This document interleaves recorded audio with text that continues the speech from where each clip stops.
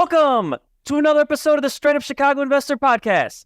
I'm Tom Shellcross. With me, as always, Mark Ainley. Mark, you're grinning over there. What do you got? No, I was talking earlier. I got a call from one of our listeners who, at our 200th episode bash, actually, he connected with, and what was that, March, right? So right now we're filming this end of July. He connected with a broker at that party and connected with B-Beck, who we met that night as well, too, for the attorney. And he ended up using Renovo, Eric at Renovo, for the financing. And it all came out of that one night. So I just wanted to share that with you, first off, but then everyone listening that, when we throw these parties, we're celebrating something, but we really want to bring everyone together to really, you got a really strong room of networkers and people that want to do good by each other and help each other grow. That's awesome. That made my day. You should have told me that one off air. We could have bantered on it. Yeah, you could have taken more than 2 minutes we have on air.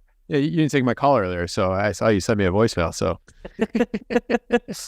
and by the time we record this, I think the 300th bash will be in the books. But I mean, go to networking events. We have them on the site. There's a ton of them out there. Like, there's just so many different opportunities to increase your network. We have all the network events, and then we have all the links to all the MBOA affiliates that have all of their information on there. That they also have a set of networking events as well too. So our goal is to, as a podcast, is to bring people together and get deals done and grow. Yeah, and by the time this airs, will be within 30 days of the soiree. Make sure you register. Yep, we got linked to that on our website as well too. Look, we got a whole bunch of stuff on our website. We can just talk forever. Yeah, look at us, professional. Yep. All right, what do we got for a housing provider tip? A housing provider tip. I see this happen all the time. I was in a couple of buildings this week on the north side. And you have these common area, whether you have a 3-flat, you have a 6-flat, you have these common area hallways, and those common area hallways don't always have screens in them, or the window opens and the screen, there's no missing screens. And, I've seen it happen in my career twice where a kid has fallen out of neither one of the buildings ones under management. So I'm very grateful for that. But, one was a neighbor and one was a buddy that he had one of these walk-up buildings, and then they had maybe on the second floor they had a screen, and then somebody fell out the window, or they had a window and it was missing the screen. So I know a lot of people try to make sure they got screens for the actual units, but when you have these common area windows, people are opening those lots, especially boiler buildings. It gets really hot in those hallways sometimes in the winter, and they open those windows and kids mess around or whatnot. One of them was an older kid that they were just messing around and fell out. So make sure you're protecting yourself, you're protecting your tenants, kids, so forth, with these common area windows, and you have screens on them. All right, I dig it. All right, our guest today, we made a shout out to the MBOA soiree. We'll give another shout out to Mike Glasser for making the introduction. Mike, we appreciate it as usual. Man, our guest today has probably forgotten more real estate than you and I know combined, Mark. Been at it for a very long time, a lot of success, and we're going to be pulling out that knowledge today.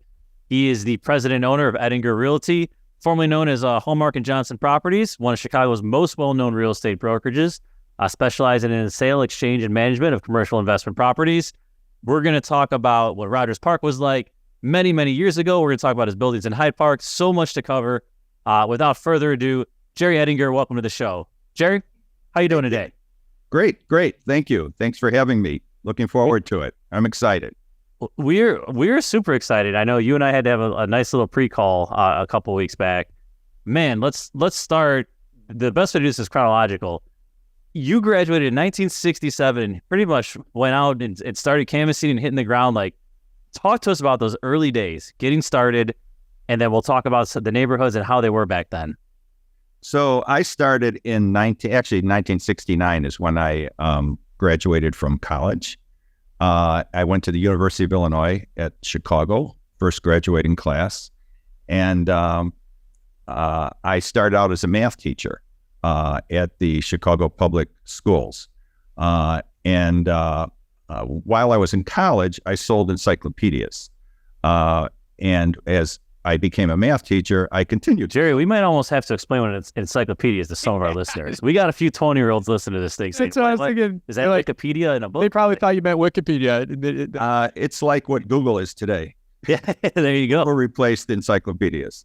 But you put it on your shelf. Yeah. And every 4 or 5 years, your parents potentially could upgrade them. Get the new information. Yep. So, yeah, you're right.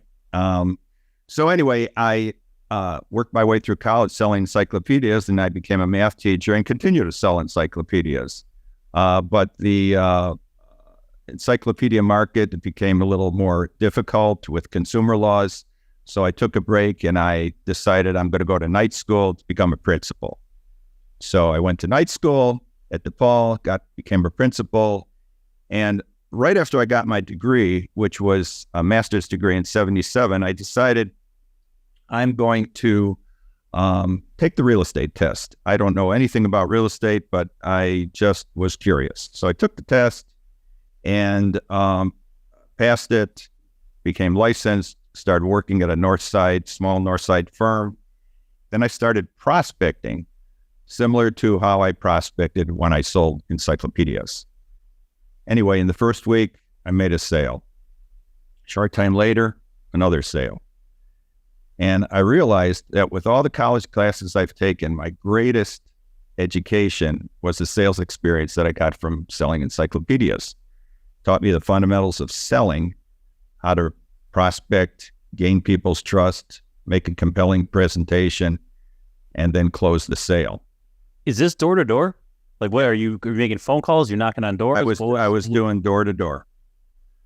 I think there's a lot of transference from encyclopedias to what you hear now, 𝗥𝗲𝗃𝗃𝗃 knives. Like a lot of people that are successful today sold 𝗥𝗲𝗃𝗃 knives, and I think it's something else. Yeah, me too. So look at you. No, great sales experience. Anyway, after I was selling residential for a few months, I started canvassing East Rogers Park. And just about everyone I contacted, and by the way, door to door. I started on Sheridan Road, went up and down Sheridan Road, and just about everyone I contacted said no, they're not interested in selling their properties, until I came across a couple that owned a 41-unit building on the east side of Sheridan Road, and they happened to live in the building. And I said, have you ever thought of selling your property? And they actually said yes. So, and what did you do when they said yes? I was dumbfounded. I didn't know what to do, but it was just luck. The listing they had with their realtor had just expired, and I ended up listing it for the same price they previously had it on the market for. So, not knowing anything about apartment buildings, I wrote up the listing, brought it back to the office, and a short while later, someone from the office brought in had a buyer, and long story short, we made a deal. And this is while I was teaching, by the way. Supplemental income. Yeah, supplemental income. So and by the way, the commission that I earned on that deal was equal to an entire year of my teaching salary. So a light bulb went off.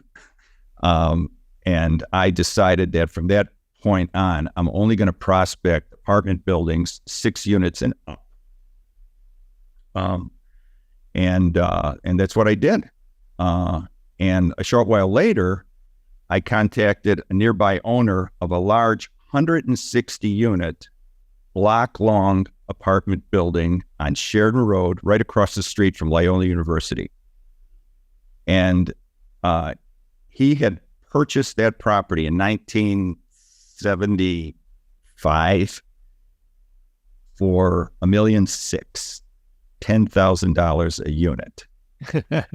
Man. A block-long building across from Loyola University. So I asked, I said, have you ever thought of selling your property? And he said, not really. And I pressed him. I said, well, you've got to have a price. Is there a price that you'd sell it for? And finally, I got a price out of him, 2.3.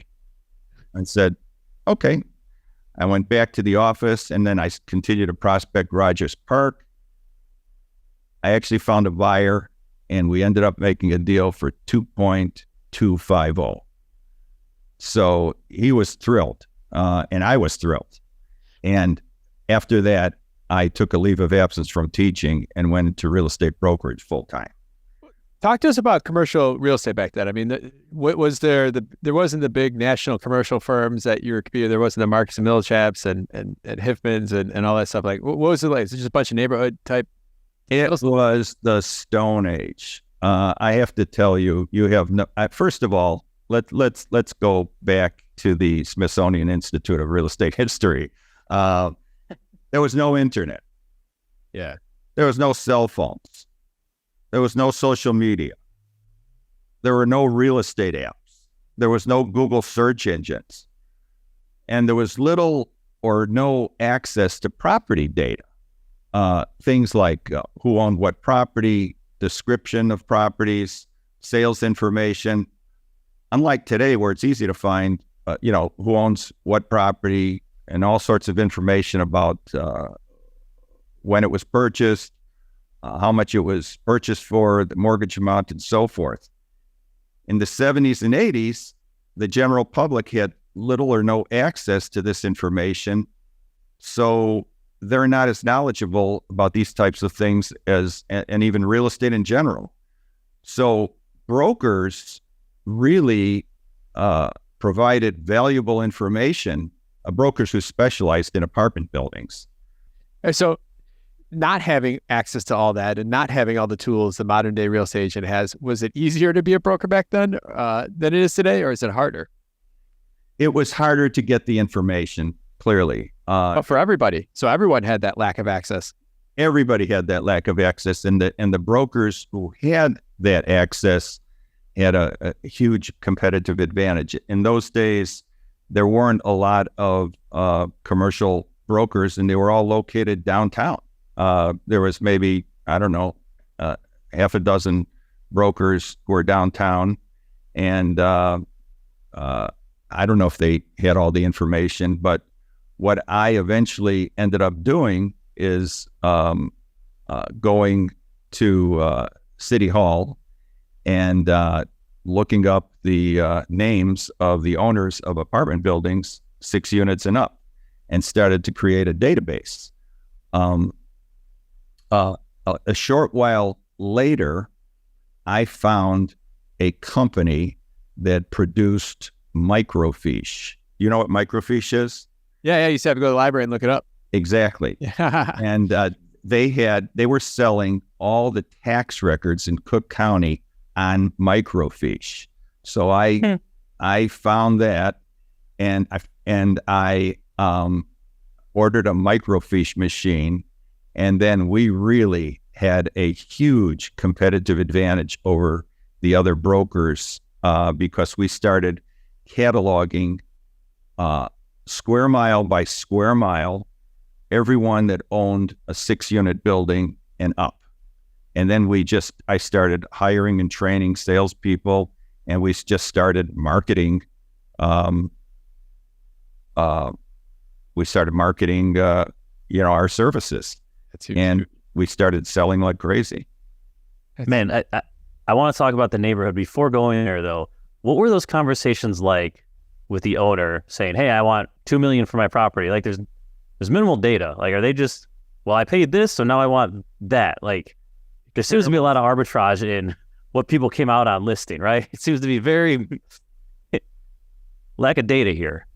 Well, the whole key is motivation. Everybody decides to sell for their own personal reasons. I mean, yeah, I made that one large sale, and that person, it was they quoted me a high price, and I got lucky and I got it. But generally speaking, people buy properties at a certain point, they sell properties at a certain point, and they sell it for their own personal reasons.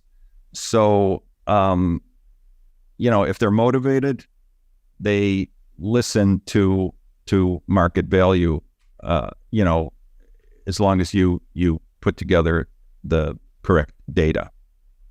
Yeah. All right. So talk to us. What was Rogers Park like back then? You mentioned $10,000 a door. Give us some descriptions here for our listeners who only know Rogers Park, how it is today.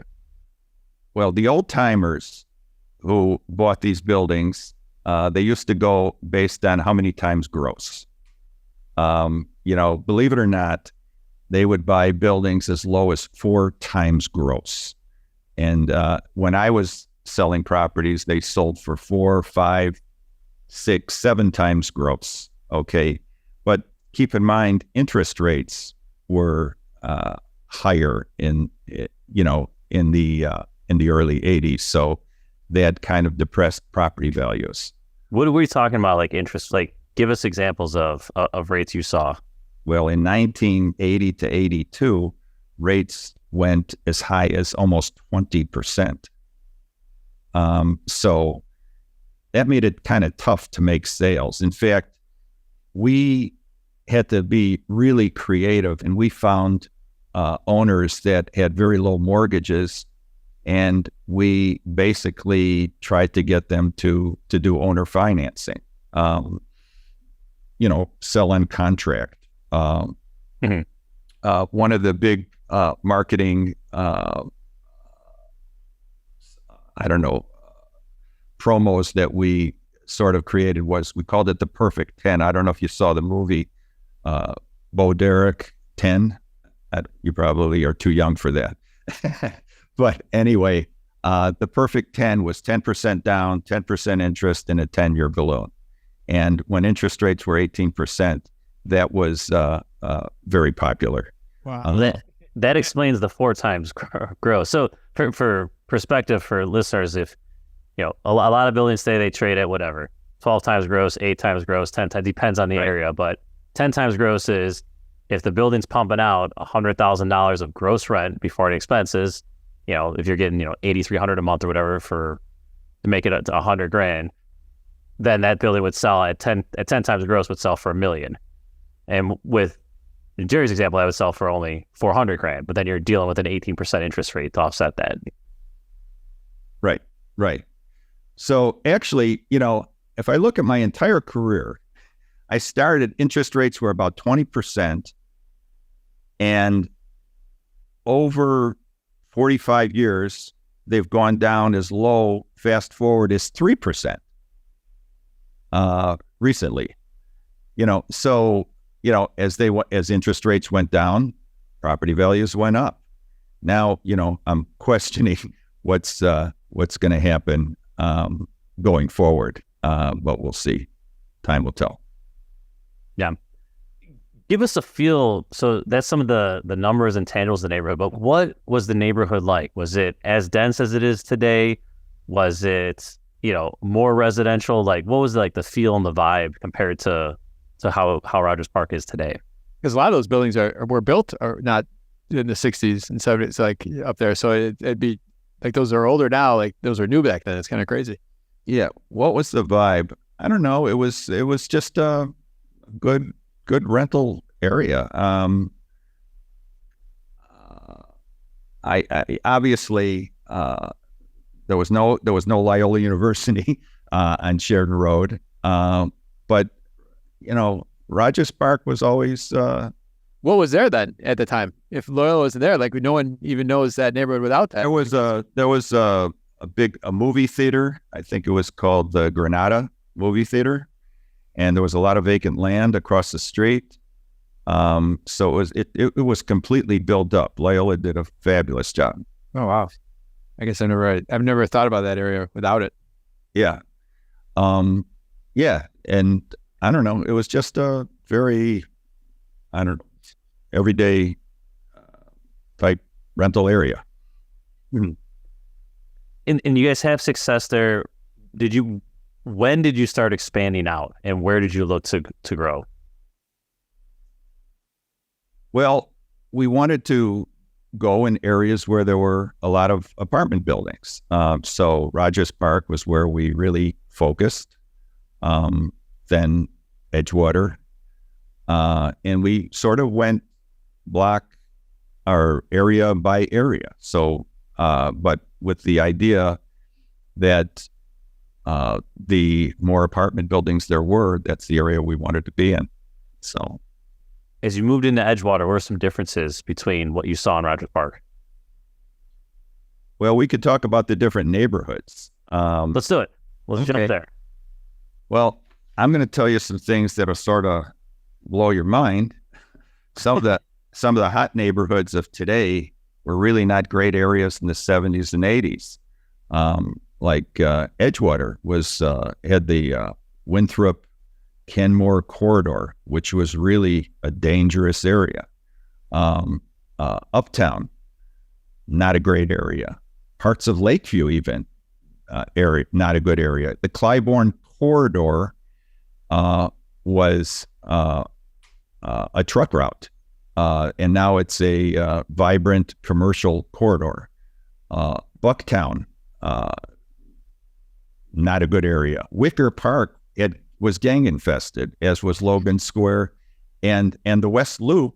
The West Loop used to be called Skid Row. They used to, I mean, there were all kinds of flop houses along the Madison Avenue, and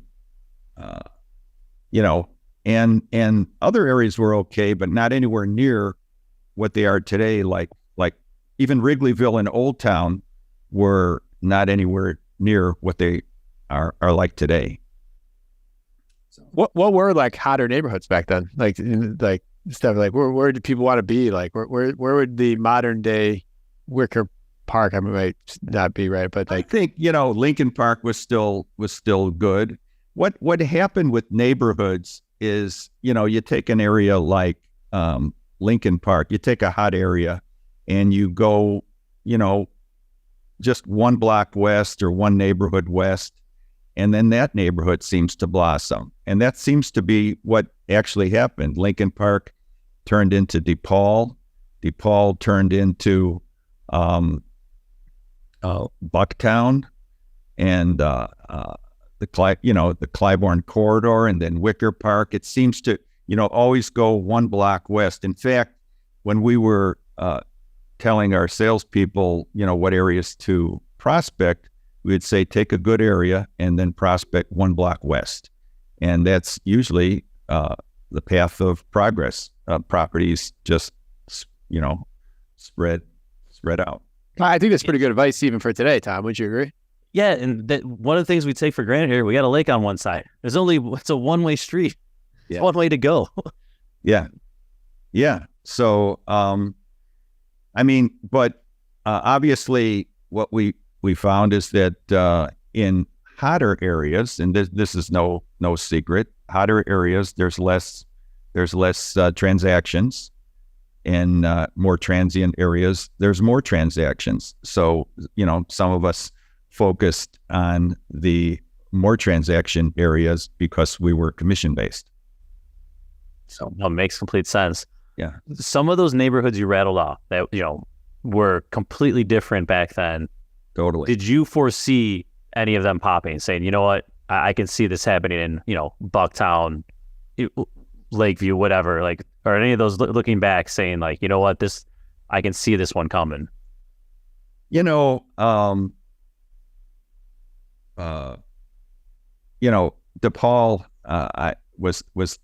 DePaul, I saw obviously coming. Parts of Lakeview that were not great, I saw that coming. But Wicker Park remained depressed for a very, very long time. And all of a sudden, and I kept saying, to people, I just don't know, is this ever going to turn around? I mean, because, some of the housing stock was pretty nice. But eventually, all of a sudden it started popping. In fact, I don't know if the Flatiron building on the corner there, the 3-story pie-shaped building on the corner of Damon, Milwaukee, and North Avenue. Yeah, it faces the subterranean or whatever. Both that building and the Needle building, Kitty Corner, were both foreclosed on.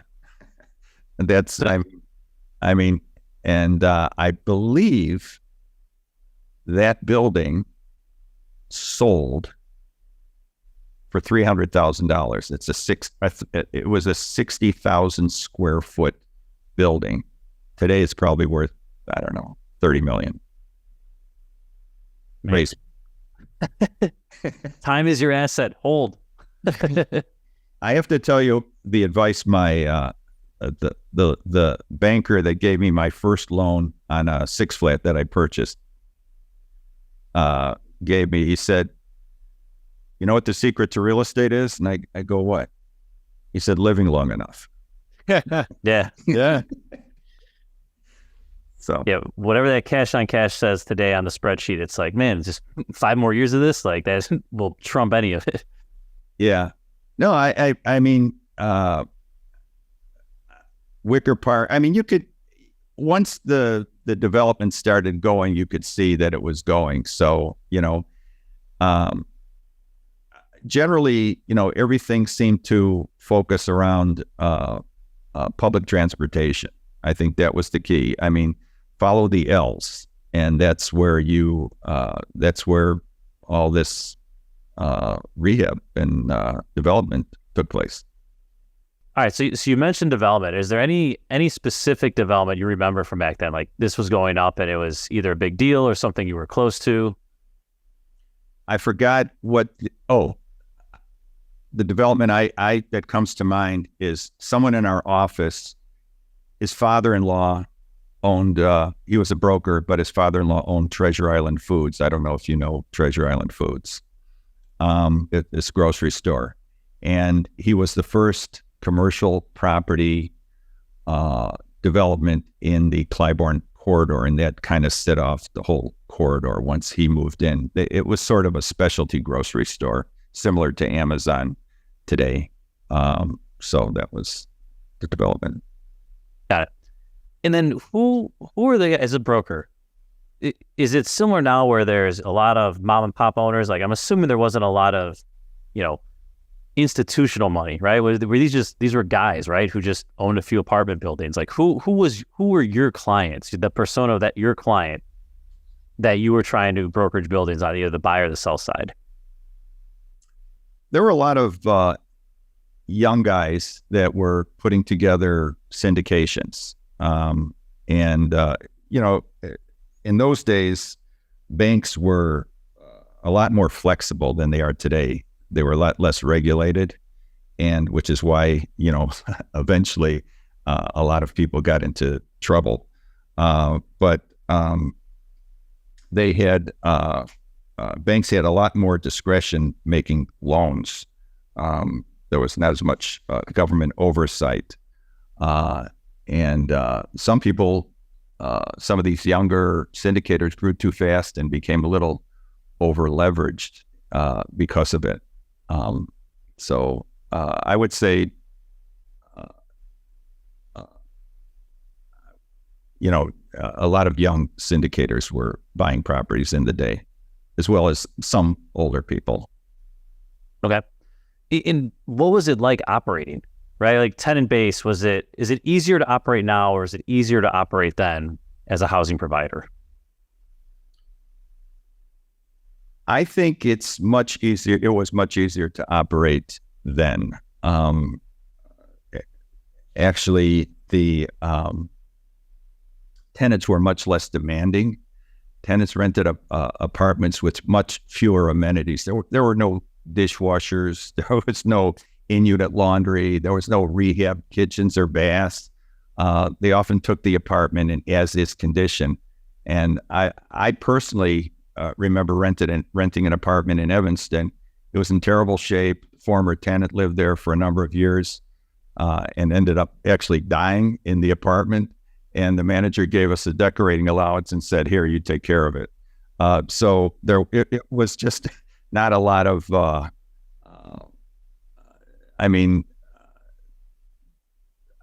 Yeah, I think it wasn't anywhere near like it was today. Yeah, what we do for Rent Ready these days is nothing like what Dave did even 20 years ago. I imagine from stories I hear, and you're kind of confirming those stories, Jerry. Like the expectation of tenants, and maybe it's competition, maybe it's because of the money that's in the space now. But everything was pretty much, this tenant moved out yesterday, and the new tenant moved in not too long after, and there's limited things done in between. So it's kind of what you're saying, right? Yeah, apartments were tenants moved out, tenants moved in. You didn't have to really do much. Today, it's a completely different different story. Man, The good old days. Yeah. Jay, more of a broad question here, but man, like, you've seen so many changes. You've seen, you've experienced success, you've experienced failures. For our younger listeners today, like, what lessons can you share, or what's the mistake you don't want to see someone make, right? Like, with hindsight at your back now, what are some? Give us the hey, if I was 30, here's my advice to you. Well, I think real estate is a long-term investment. And I think you have to, like my banker said, you have to start when you're young and, and buy something that you'd like to hold on to. That's what I would say. I've done some flips, and at the end of the day, I ended up with not a whole lot, after taxes. But today, if I would have purchased, there were a number of great deals. I remember one deal that I purchased through the Northern Trust. It was a 19-unit building in Evanston, and the owner was, it was through the Northern Trust, and it was the original owner of a 100-year-old building. So they were putting it on the market, and I overbid, and there were a number of buyers, and I got the deal. So I was very happy. I went home, and like the next day, one of the other bidders called me and said, "I'll give you $40,000 if I could buy your contract." And I don't know why, but I took it. Here's a property, 19 units in Southeast Evanston, probably worth $4 million more than what I purchased it for, but I got $40,000. So, I would say, think long term. That's the advice I would offer. And if you're negotiating deals, don't over negotiate. If it's a good property, pay a little more. And over time, you'll see it will appreciate in more ways than whatever, don't be overly conservative if you find a good deal. Yeah, no, it's great advice. Yeah. All right, so we talked a lot about some of these north side neighborhoods, but I know you ended up in Hyde Park, right? And you still own buildings over there. Yeah. What brought you to Hyde Park? What was the reason to plant your flag there? Very interesting. If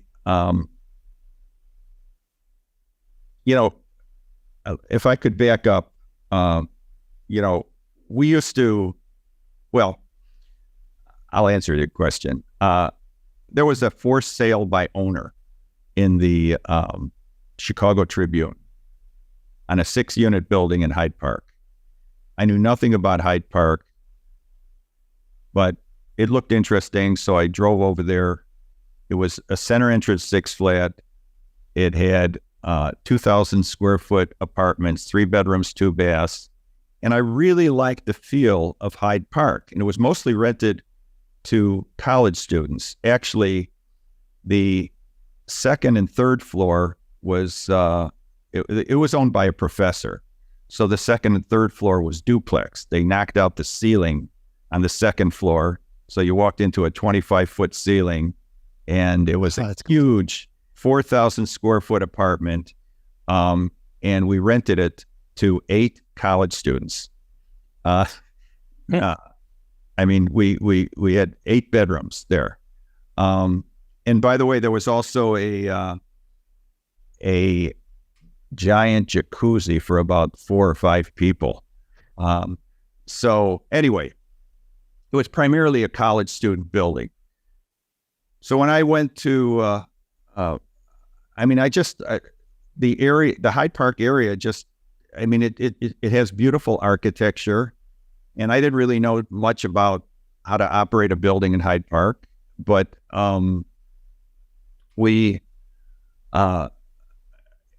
after a while, I learned that, Hyde Park is recession proof. There's a $1 billion anchor called the University of Chicago and the University of Chicago Hospital. And no matter which way the economy goes, Hyde Park is going to survive. So, a short while thereafter, President Obama got elected, and that really accelerated Hyde Park as well. In fact, I have a building 2 blocks from his house, which is kind of crazy. But anyway, I just started learning about student housing, and I started putting all the pieces together. And and Hyde Park also has a lot of these very, very large apartments, like 3 flats, 6 flats that are 2,000 to 3,000 square feet, 3 bedrooms, 4 bedrooms, 5 bedrooms, which is perfect for students. So I started buying a lot of these properties and renting them to students. And, I didn't look at these properties in terms of cost per unit. I looked at them in terms of cost per square foot. It was relatively less money. And, students pretty much just care about their bedroom. But the fact that they can get a bedroom and all this extra space and end up paying $750 a room, and get all this extra space, it's a great deal for them. So, I just started buying those kind of properties. Then I figured out, well, students really don't have a lot of stuff. So I figured I'm going to partially furnish these with, the heavy stuff, a couch, a kitchen table, a coffee table. It's a one-time purchase, but the amount of rents that I got for each unit more than justified it. So I started, partially furnishing these units. Oh, and also, by the way, I put in a large flat screen TV, which, so,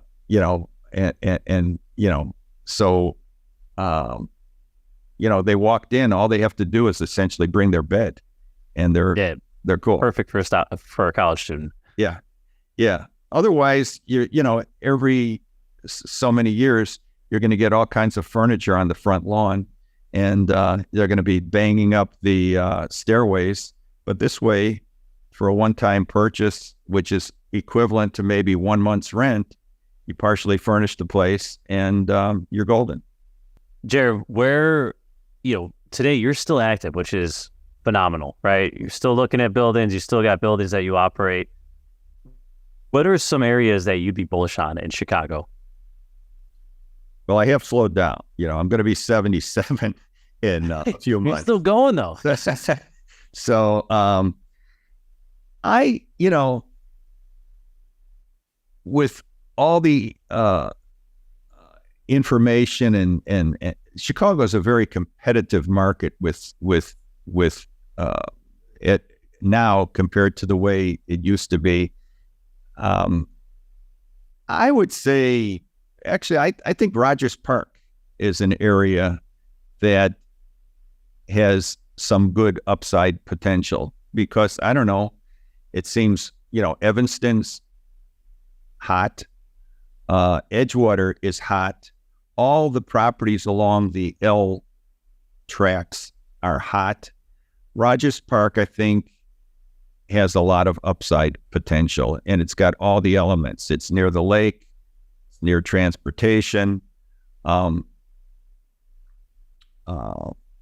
got Loyola University, and it's got great housing stock. So I would think that's probably a great area. And you've had roots there for a very long time, so we'll get your opinion on it. That's where I started, right? Yeah. So, Mark, Anything else before we go to the wrap? That's it. Ready to wrap. Jerry, you ready to wrap? I'm ready. All right. Do it. So you have a long career. What has been your competitive advantage? How have you been able to do this? I'm motivated. Right now, I would say my competitive advantage is experience. I know what works. I know what doesn't work. So I could advise people accordingly. What is one piece of advice you would tell someone that has yet to buy their first property here in Chicago?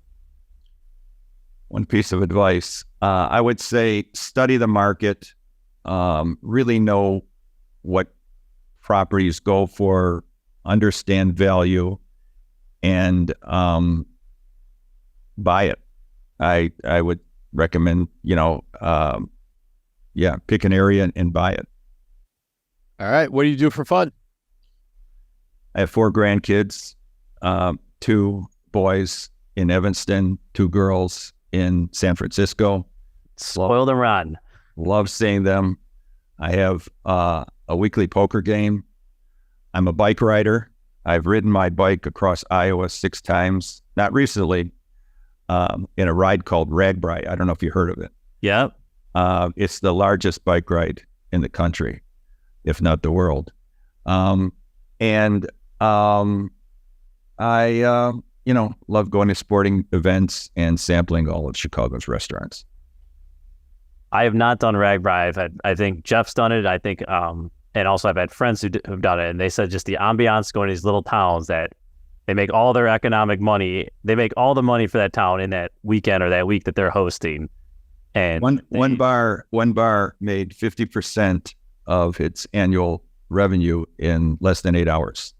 It's like a rolling economy. 15,000 bikers go through approximately 40 to 50 towns in a week. Yeah, he was saying it's just even if you don't bike, it's just an awesome experience to go through these little towns. It is, and the people in Iowa are great. So, all right, give us a good book, podcast, or self-development activity that you'd recommend to our listeners.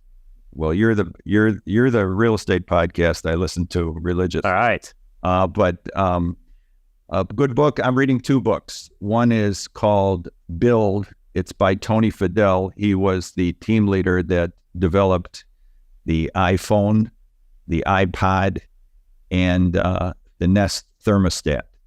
And he just talks about some of the trials and tribulations of working with people to develop a great product like that. The other book I'm reading is called Powerhouse Principles by 𝗥𝗲𝗃𝗁 𝗏. 𝗥𝗲𝗃 𝗏 is the CEO of the Related Group, which is an offshoot of the Related Companies, which is a huge real estate company. In fact, they're going to be building 2 towers where the old Spire in Chicago, which was going to build the tallest building in the country. That's where it was supposed to be, but the Related Companies are going to build 2 towers in its place. Awesome. Besides yourself, name one person you'd recommend as a quality resource to local investors. Well, I have to recommend Mike Glasser. I know you've heard his name a million times, but I think every one of your listeners should join the NBOA. He is a fabulous, fabulous resource. And he's done an incredible job elevating the small to mid-sized housing provider. I'd also like to give a shout out to my lender, Albany Bank, the CEO, Bob Gecht, and my personal banker, Mike Chip. Man, powerhouse list there. And again, I'm gonna plug it one more time. This should air before the soiree, so get your tickets. All right. All right. Jerry, thank you so much. You provide a ton of value to our listeners. How can they learn more about you? Is there any way they can provide value to you? Well, I'm always looking for an off-market real estate deal like the rest at of the 77, still grinding them out. Or if anybody is looking for a an experienced broker to represent them in the purchase or sale of a property, you can call me. Or if you just want real estate advice, I'm happy to talk to anyone. My contact number, phone number is 847-982-3200. And my email is j.ettinger, Ettinger, at 𝗥𝗲𝗹𝘁.com.